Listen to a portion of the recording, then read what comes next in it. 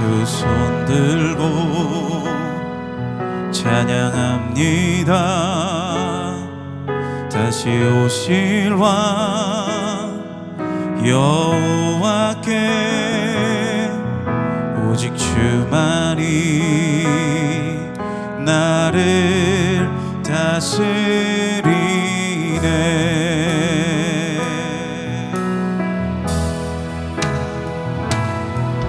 두 손 들고 찬양합니다.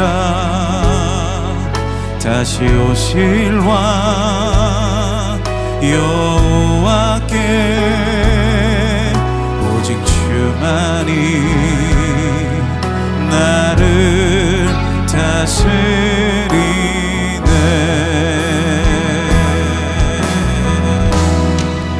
나 주님만을 섬기리. 헛된 마음 버리고 성령이여 내 영혼 충만하게 하소서. 나 주님만을 섬기리. 헛된 마음 버리고 성령이여 내 영혼 충만하게 하소서.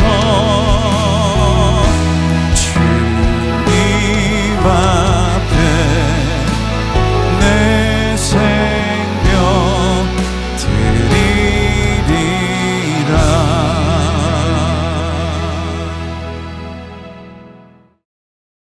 하늘과 성도들과 사도들과 선지자들아, 그로 말미암아 즐거워하라. 하나님이 너희를 위하여 그에게 심판을 행하셨음이라 하더라. 이에 한 힘센 천사가 큰 맷돌 같은 돌을 들어 바다에 던져 이르되,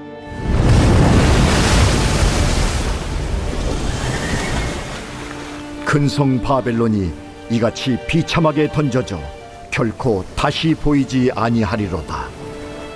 또 검은 고 타는 자와 풍류하는 자와 퉁소 부는 자와 나팔 부는 자들의 소리가 결코 다시 내 안에서 들리지 아니하고 어떠한 세공업자든지 결코 다시 내 안에서 보이지 아니하고 또 맷돌 소리가 결코 다시 내 안에서 들리지 아니하고 등불빛이 결코 다시 내 안에서 비치지 아니하고 신랑과 신부의 음성이 결코 다시 내 안에서 들리지 아니하리로다. 너의 상인들은 땅의 왕족들이라. 내 복술로 말미암아 만국이 미혹되었도다. 선지자들과 성도들과 및 땅 위에서 죽임을 당한 모든 자의 피가 그 성 중에서 발견되었느니라. 제19장. 이 일 후에 내가 들으니 하늘에 허다한 무리의 큰 음성 같은 것이 있어 이르되, 할렐루야! 구원과 영광과 능력이 우리 하나님께 있도다. 그의 심판은 참되고 의로운지라. 음행으로 땅을 더럽게 한 큰 음녀를 심판하사 자기 종들의 피를 그 음녀의 손에 갚으셨도다. 할렐루야!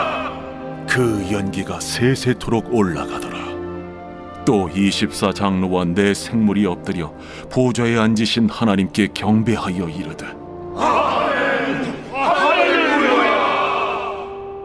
보좌에서 음성이 나서 이르시되, 하나님의 종들 곧 그를 경외하는 너희들아, 작은 자나 큰 자나 다 우리 하나님께 찬송하라. 또 내가 들으니 허다한 무리의 음성과도 같고 많은 물소리와도 같고 큰 우레소리와도 같은 소리로 이르되, 할렐루야! 주 우리 하나님 곧 전능하신 이가 통치하시도다.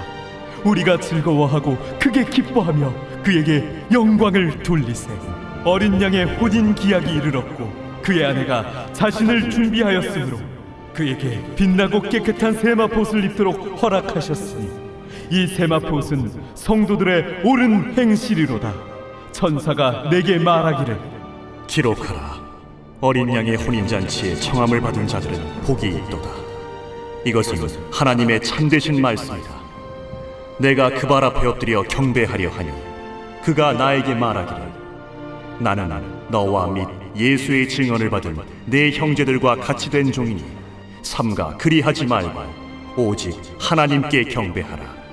예수의 증언은 예언의 영이다. 몇 년 전부터 여름이면 곳곳에서 콘서트가 열리기 시작했습니다. 수많은 사람들이 모여서 노래하고 소리 지르고 손을 들고 춤추며 밤을 보내죠. 사람들은 콘서트 도중에 종종 말합니다. 이 순간이 영원했으면 좋겠다. 함께 소리 지르고 열광하는 시간이 마치 멈추 같은 그 속에서 현실은 사라지고 말죠. 하지만 공연은 끝이 나게 됩니다.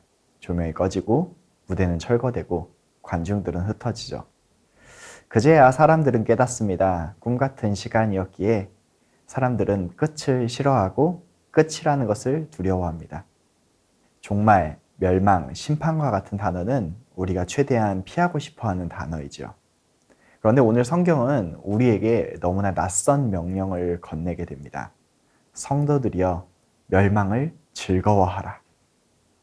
세상의 파괴와 끝 앞에서 하나님은 왜 성도들에게 기뻐하라고 이야기하시는 걸까요? 오늘 본문은 그 중요한 이야기를 우리에게 해주고 있습니다. 오늘 본문은 큰 성 바벨론의 멸망을 선포합니다. 멸망은 보통 비참하거나 슬플 수밖에 없죠. 그런데 하나님은 성도들에게 바벨론의 무너짐 앞에서 슬퍼하지 말고 즐거워하라고 말하십니다. 왜일까요? 그것은 바벨론이 단순한 도시의 멸망을 이야기하고 있지 않기 때문입니다. 바벨론은 하나님 없는 세상을 상징하고 있습니다.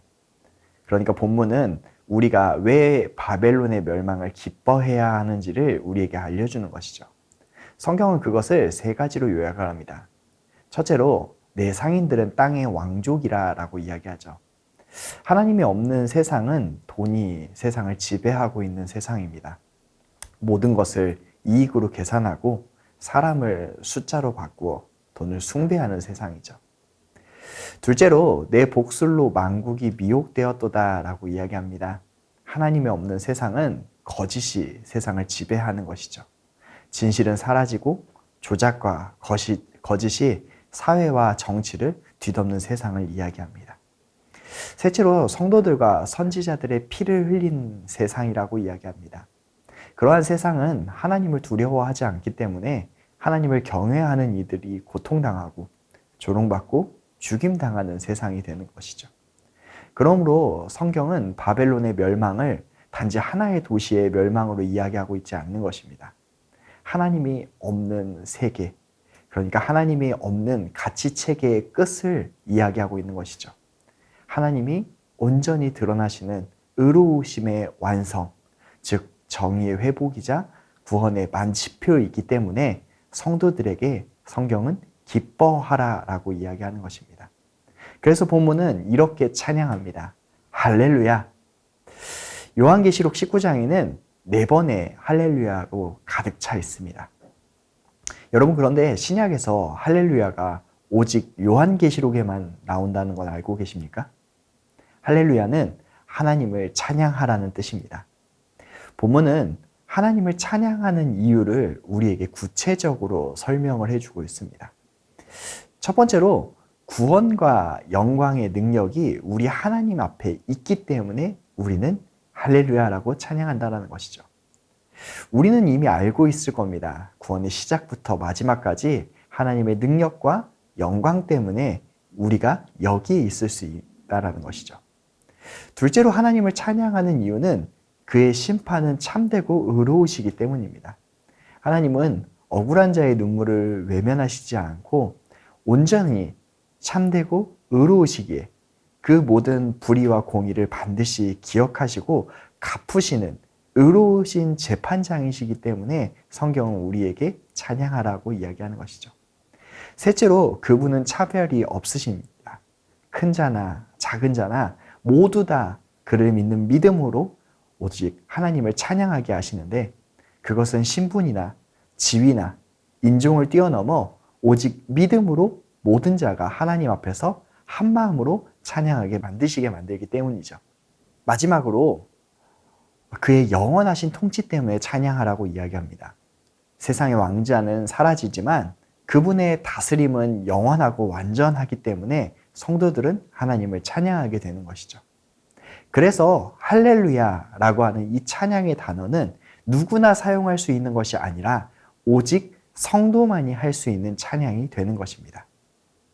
그런데 우리의 기쁨은 여기에서 끝이 나는 것이 아닙니다. 성경은 성도의 진정한 기쁨은 바벨론의 멸망이 아니라 바벨론의 멸망을 지나 그 다음에 열리는 어린 양의 혼인잔치에 있다라고 말하고 있죠. 어린 양의 혼인의 때가 이르렀고 그의 아내가 자신을 준비하였으니 라고 성경은 이야기합니다. 하나님은 신부를 가장 사랑하셔서 먼저 최대의 적인 바벨론을 제거하시고 혼인잔치를 이어가시는 것이죠. 여러분, 바벨론이 무너지지 않으면 신랑과 신부는 온전하게 평화롭게 하나가 될 수 없기 때문입니다. 이렇게 신랑은 먼저 우리를 위해 준비하셨습니다. 그런데 신부인 저와 여러분은 준비가 되었습니까? 이에 대해 많은 성도들은 걱정합니다. 나는 정말 준비가 되었나? 내가 준비가 안 되었으면 어떻게 하지? 그런 걱정을 가진 우리에게 성경은 말하는 것이죠. 그에게 빛나고 깨끗한 세마포 옷을 입도록 허락하셨으니. 신부는 스스로 옷을 마련하고 이 결혼을 준비한 것이 아니라는 것을 성경이 먼저 이야기하고 있습니다. 그러면 누가 먼저 준비하셨습니까? 하나님께서 이 모든 것을 준비하시고 우리가 그 신부가 되도록 그 옷을 입도록 허락하시고 준비하셨다라는 것이죠. 그렇기에 이 신부의 옷은 우리의 열심이 아니라는 사실을 기억해야 됩니다. 이것은 예수 그리스도의 보혈로 입혀진 의의 옷이라는 것이죠. 그래서 천사는 요한에게 말합니다. 이 말을 기록하라. 어린 양의 혼인잔치에 청함을 받은 자들은 복이 있도다. 이것은 모든 세대를 향한 동일한 복음의 선언이죠. 사랑하는 성도 여러분, 우리는 기억해야 됩니다. 우리는 이 마지막 잔치에 스스로 초대될 수 없었던 자들이었죠. 우리의 힘으로는 그 옷을 준비할 수도, 혼인잔치를 준비할 수도 없는 존재였습니다. 왜냐하면 우리는 세상 속에서 여전히 흔들리고 타협하며 약해서 넘어지는 자들이기 때문이죠. 그러나 복음은 이야기합니다. 그에게 빛나고 깨끗한 세마포 옷을 입도록 주셨으니. 예수님의 흠없는 피가 우리를 의롭게 했고 그분의 의로우심이 우리를 덮었고 그분의 신실하심이 우리를 마지막까지 붙들고 계시다라는 사실이죠. 우리의 능이 아니기 때문에 우리는 더욱더 기뻐할 수 있게 되는 것입니다. 우리 하나님으로 말미암아 기뻐하는 저와 여러분이 되길 간절하게 소망합니다.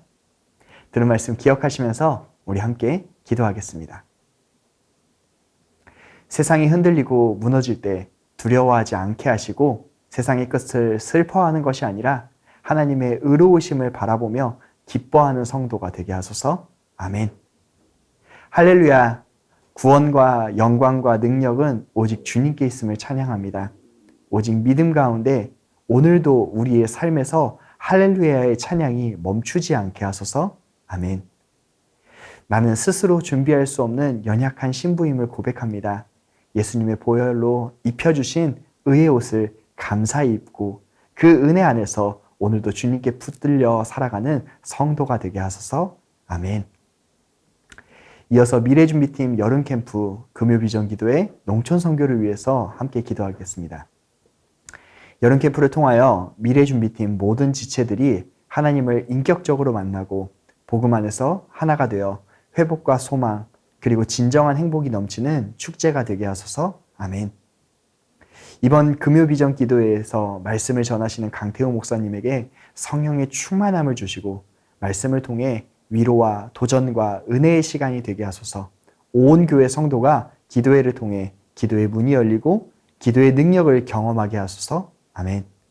농촌 선교를 통해 모든 지역에서 복음을 통해 많은 결실이 맺히고 선포된 말씀을 통해 하나님께 영광 돌리는 간증들이 넘쳐나게 하소서. 아멘. 함께 기도하겠습니다.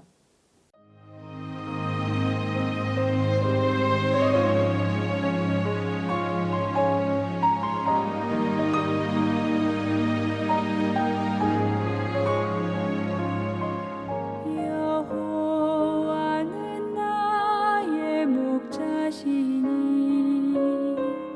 내가 부족함 없으리. 푸른 초장에 누이시며 나를 쉴 만한 물가로 오 주께서 인도하네.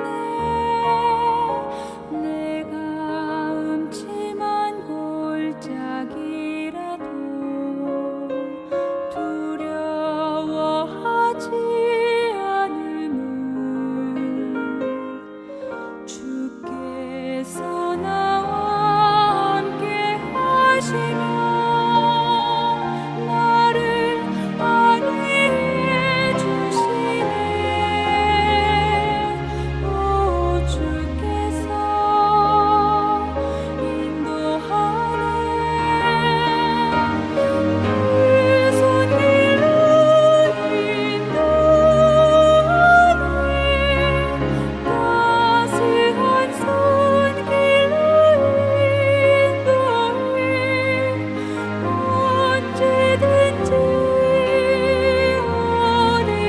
어디서나 변치 않고 사랑해. 그 손길로 인도하네. 따스한 손길로 인도해. 두려움 없고 실패함에 주의 사랑 나의 사랑.